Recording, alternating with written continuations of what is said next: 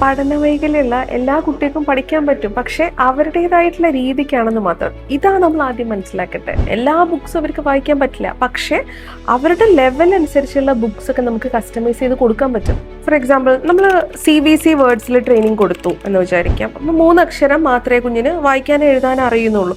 അങ്ങനെയുള്ള കുട്ടികൾക്ക് നമ്മൾ വലിയ വേർഡ്സ് ഉള്ള സ്റ്റോറി ബുക്സ് കൊടുത്തിട്ട് കാര്യമില്ല. ആ 3 ലെറ്റർ മാത്രം വെച്ചിട്ടുള്ള പല reading, writing materials, activity materials ഒക്കെ നമ്മൾ ഡെവലപ്പ് ചെയ്ത് കൊടുക്കണം.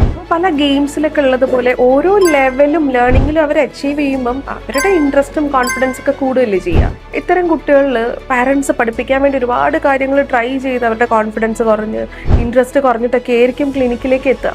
ലേണിങ്ങിൽ പ്രോബ്ലം ഉള്ള കുട്ടികളല്ലേ, അപ്പോൾ അവരുടെ ഇൻട്രസ്റ്റും കൂടെ ഇതിലേക്ക് കണക്ട് ചെയ്ത് കൊടുത്താൽ അവർക്ക് എൻജോയ് ചെയ്ത് പഠിക്കാൻ പറ്റുമോ? അല്ലാതെ നമ്മൾ പറ്റാത്ത ബുക്സ് ഒക്കെ കൊടുക്കുമ്പം ശരിക്കും അവർ സ്ട്രെസ്ഡ് ആവുകയാണ് ചെയ്യുന്നത്. അപ്പോൾ ശരിക്കും നമ്മൾ അവരുടെ ലെവല് മനസ്സിലാക്കിയിട്ട് കാര്യങ്ങൾ കൊടുക്കാൻ നോക്കുക.